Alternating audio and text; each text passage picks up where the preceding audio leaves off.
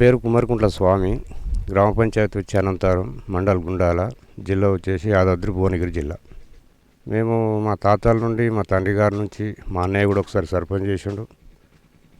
మేము దాదాపు మా పుట్టుక నుండి మేము కాంగ్రెస్ పార్టీ వ్యక్తులం.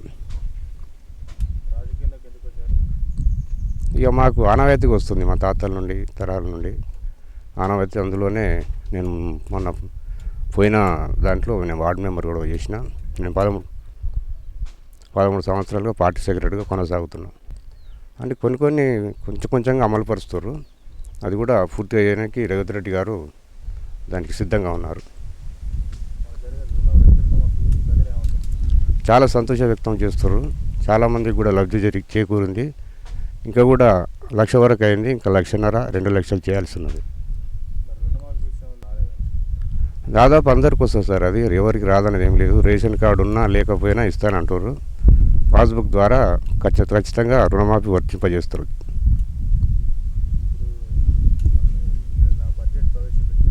అవును, మంచి బడ్జెట్, చాలా మంచి బడ్జెట్ సార్. ఇది రైతులకు చాలా వరకు మేలు జరిగే బడ్జెట్.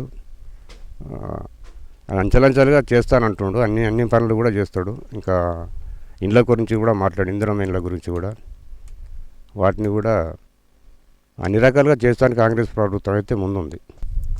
అదంతా ఏముండదు సార్. అది మొదటి నుంచి ఆయన మీద ఇది అభియోగం తప్ప ఆయన ఎలాంటి విషయాల్లో ఆయన ఎప్పుడు కూడా వెళ్ళడు కూడా. అవన్నీ తప్పుడు సార్. అవి తప్పుడు విషయాలను మేము ఖండిస్తున్నాం. ఆయన మంచి వ్యక్తి. ఆయన ఏ పదవి లేనప్పుడే చాలా మందికి సేవ చేసాడు. లేదు సార్, ఆయనకు అధికారం వచ్చిన తర్వాత ప్రజాసేవ చేయడానికి ఆయన అధికారంలోకి వచ్చిండు.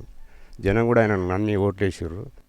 అంటే ఆయన సంపాదన ఉంది, ఆయనకు ట్రస్టులు ఉన్నాయి, ఆయన రియల్ ఎస్టేట్ చేసిండు ఉన్నాయి. కాబట్టి దాని ద్వారా కొంత సేవ చేయాలనుకుంటూ చేసిండు. ఇప్పుడు రాజకీయ పరంగా కూడా ఇంకెక్కువ సేవ చేయడానికి ఆయనకు అవకాశం దొరికింది. ఖచ్చితంగా చేస్తారు. దాదాపు ఒక 7-8 సార్లు వచ్చారు సార్ ఇప్పటి వరకు. ఎంపీ గారు అంటే మధ్యన రాలేదు సార్. ఇప్పుడు కూడా టీఆర్ఎస్ గవర్నమెంట్ అంతా లూట్ చేసిపోయింది సార్. అప్పులు చేసిపోయింది.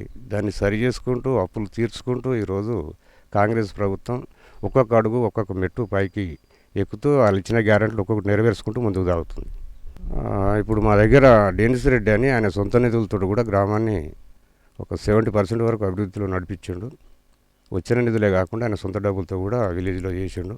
ఆయన సర్పంచ్గా ఉన్న రోజులు మా గవర్నమెంట్ లేదు కాబట్టి సొంత నిధులతో పనిచేయాల్సి వచ్చింది. ఆ ఎస్సీకి రిజర్వేషన్ వస్తే ఖచ్చితంగా నేను సర్పంచ్ చేయడానికి సిద్ధంగా ఉన్నాను సార్. విలేజ్ డెవలప్ చేయాలి. విలేజ్లకు ఏవి అవసరమో అవి ప్రజలకు అందించడంలో ముందు ఉండాలి. మేనిఫెస్టో అంటూ ఏం లేదు సార్. కానీ ప్రజల అవసరాలు తెలుసుకొని వాళ్ళకు సేవ చేయడమే నా యొక్క ఉద్దేశం. ఓటమి కారణాలంటే ఇక చాలా ఉన్నాయి సార్, ఇక చెప్పుకుంటూ పోతే. కాకపోతే ఏంటంటే ఆమె జనానికి ఏది అవసరం, ఏది కావాలి, ఏది ఇవ్వాలి అనే ఆలోచన లేకుండా ఏదో నేను కూడా నన్ను గెలిపించారన్న భావనతో వెళ్ళింది తప్ప ఆమె వల్ల జనానికి జరిగిన మేలు ఏం లేవు. ఎవరున్నా రెడ్డి రాజ్యమే కదా సార్. టీఆర్ఎస్ ఉన్న రోజుల్లో కూడా రెడ్డి రాజ్యమే కదా. అప్పుడు కూడా దొర్లపాలనే కదా అది.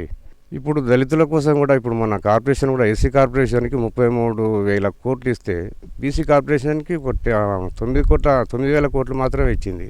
ఎస్సీలను ఆ రోజు కాదు ఈ రోజు కూడా ఎస్సీలకు ముందు పీట వేసేది ఒక కాంగ్రెస్ పార్టీ మాత్రమే. ఏం చేయలేదు సార్. చివరిలో ఒక దళిత బంధు అని అడుగున అది కూడా ఏ ఊరికి వచ్చింది లేదు, ఎవరికి ఊరికింది లేదు.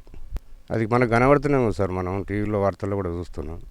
వాటికి ఏంటంటే కుర్చీ కోసమే అది వాళ్ళకి ఇచ్చినట్టు కనబడుతుంది. కుర్చీ కాపాడడానికే నరేంద్ర మోడీ గారు బీహార్కు, అటు ఆంధ్రప్రదేశ్కు ఎక్కువ బడ్జెట్ ఇచ్చి తెలంగాణకు మండిచ్చేది చూపించాడు. అది కూడా ప్రధానికి అది తగదు. అన్ని స్టేట్లను కూడా నేను చూడాలి.